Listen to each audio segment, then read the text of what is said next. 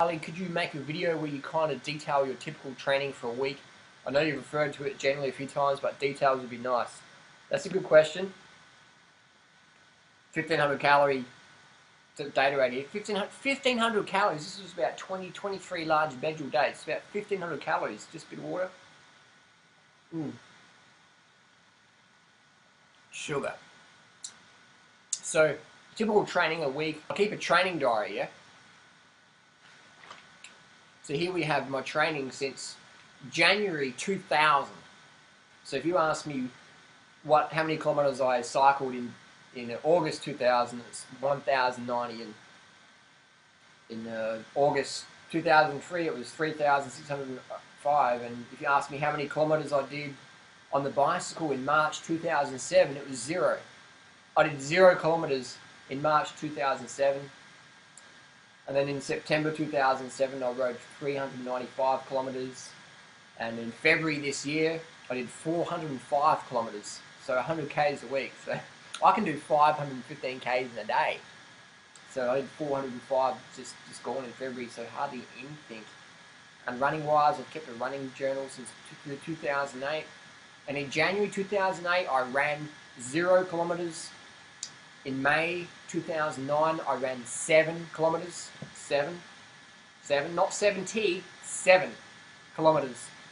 And the biggest month I ever did was October 2011. I did 198 kilometers. That's 50 kilometers a week. That's a lot of running for me. But for other people, they do 200 kilometers in a week. I know Mike Arnstein can do 200 kilometers in a day. So what Mike Arnstein can do in a day takes me a whole month. And December 2008, I ran 30 kilometers. And last month, in 2012, in March, I ran 84 kilometers. So there we go. I can objectively say I trained fuck all. But the secret is with diet and sleep. I get a lot of sleep, so that's where you get the benefits there. So last year I averaged about 233 kilometers a week, and running was about 21, 22 kilometers per week. So that's really jack all. I mean, for someone who's my fitness level and my body weight, like I've got the body mass index of a Tour de France rider in peak condition. That's my body mass index all year long. Because of my diet, because of my lifestyle, because of my training, I don't eat the high-fat, greasy animal product foods. I don't eat animal products full stop. I've been vegan since April 2001. That's 11 years vegan. High carb, low fat. So when you do that, your body mass index you become like a lean Tour de France rider, especially if you do a little bit of cycling, not too much. I don't race. I mean, I've raced. When's the last time I had a bike race? I haven't raced this year. I don't think I've raced this year. The last bike race I did was June last year in 2011. So it's at 6. So I haven't raced my bike for 9 months, officially. I haven't officially done a race for 9 months. Pretty sure it's been 9 months. Wow. So, but I'm in Tour de France condition all year long in terms of body mass index, in terms of composition. So how does that work? Well, it works by high carb, low fat, vegan, long term, early nights. And I don't take any coffee. I haven't drunk a cup of coffee since October 1999. I don't need stimulants to function. And I don't starve myself. I eat, as we can see here, this 1,500 calorie snack here. This is a snack, a meal, you know.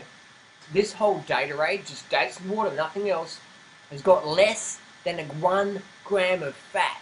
This has got less than 1 gram of fat. So when you don't eat the fat, you can't store the fat. You can't turn excess carbs into fat. It's just impossible. If it was true, I'd be fat. And last time I checked, I wasn't fat. So if you eat less fat, you're going to store less fat. The fat you eat is the fat you wear. So I encourage high calorie, high carb, low fat, vegan, with fruit being the focus, because fruit doesn't have all the added salt that can cause the fluid retention that people mistake as fat.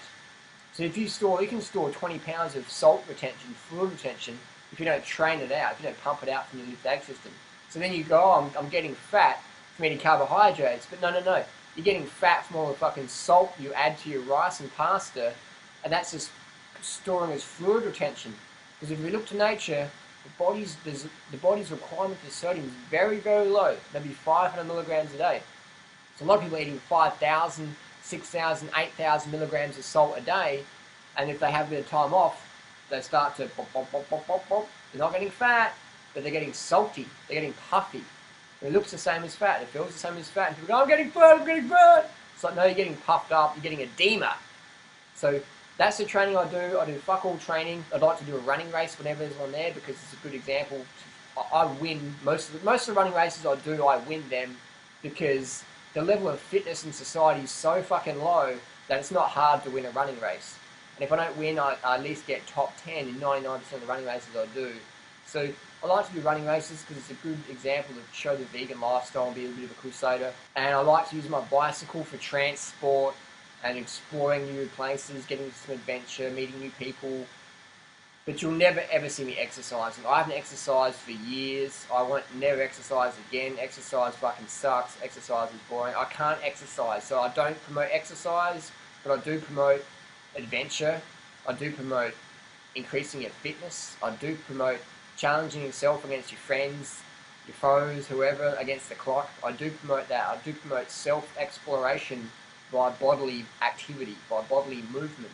The body's a machine, you have to use it, you have to move it.